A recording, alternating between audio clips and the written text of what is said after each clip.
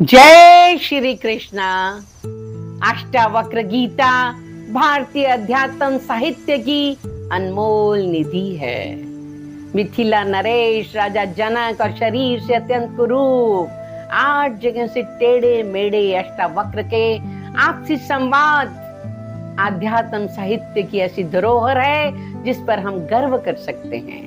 इस ग्रंथ में ज्ञान, वैराग्य, मुक्ति और समाधिस्थ योगी की दशा का सविस्तार वर्णन है।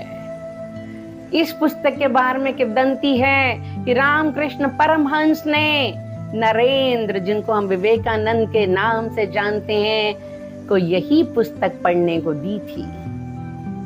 आज हम इसके 12वें अध्याय का पठन करेंगे और व्याख्या करेंगे। श्री जनक कहते हैं, पहले मैं शारीरिक कर्मों से निरपेक्ष उदासीन हुआ, फिर वाणी से निरपेक्ष उदासीन हुआ, अब चिंता से निरपेक्ष उदासीन होकर अपने स्वरूप में स्थित हूँ। नींद, बेहोशी में भी शारीरिक क्रियाएं बंद नहीं होती हैं। रोकने से उग्रता और बढ़ जाती है, इसलिए साक्षी भाव से देखने से इनका निरोध हो जाता है। शब्द आदि विषयों में आसक्ति रहित होकर और आत्मा के दृष्टि का विषय न होने के कारण मैं निश्चल और एकाग्र हृदय से अपने स्वरूप में स्थित हूँ। हमारा मन न भोगने से शांत होता है, न भोगों के त्याग से शांत होता है। आत्मा में स्थित होने से शरीर और मन द्वारा किए गए कर्मों से पाप, पुण्य, शुभ अशुभ आदि कर्मों से मुक्ति हो जाती है।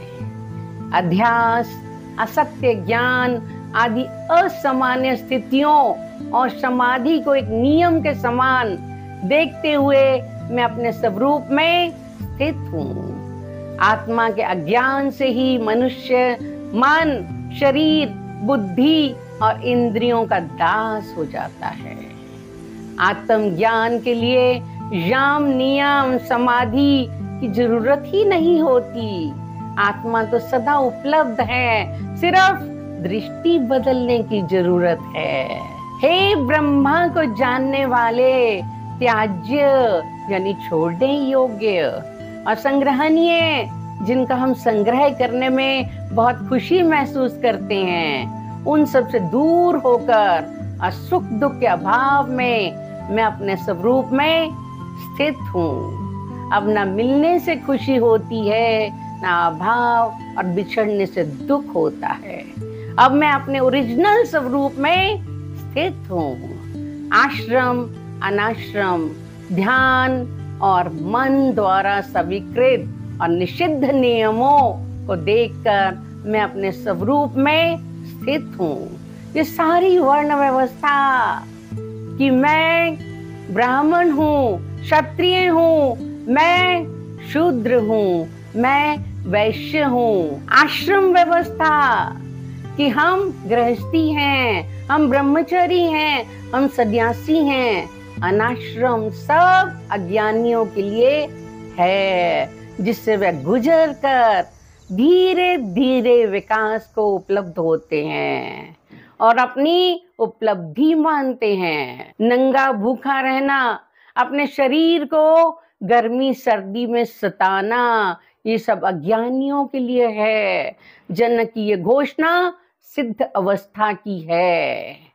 कर्मों के अनुष्ठान रूपी अज्ञान से निवृत्त होकर और तत्व को सम्यक रूप से जानकर मैं अपने स्वरूप में स्थित हूँ। कर्म का अनुष्ठान अज्ञान से होता है। आत्मा का कोई कर्म नहीं, स्वाभाविक रूप से किए गए कर्म कर्म नहीं होते। अब मैं आत्म रूप में स्थित हो गया हूँ। अचिंत्य के संबंध में विचार करते हुए भी विचार पर ही चिंतन किया जाता है। अतः उस विचार का भी परित्याग करके मैं अपने स्वरूप में स्थित हूँ। जनक बताते हैं कि कर्मकांड, उपासना, भक्ति आदि कर्मों को छोड़कर परमात्मा ब्रह्मा का चिंतन करके ही हमें मुक्ति मिलेगी। जो इस प्रकार के आचरण करता है वह कृतार्थ मुक्त हो जाता है। जिसका इस प्रकार का स्वभाव है वह कृतार्थ मुक्त हो जाता है। राजा जनक बिना जप तप भक्ति पूजा उपासना ध्यान किए आत्मज्ञान को प्राप्त हो गए। इन सब का अपना अपना रोल है। एक सीढ़ी है आगे बढ़ने के लिए, आध्यात्मिक ज्ञान को प्राप्त करने के लिए।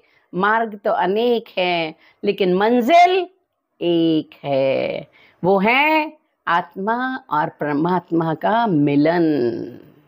जब हम अपने आप को आत्मा मानने लग जाएंगे, समझिए मंजिल मिल गई। जय श्री कृष्ण।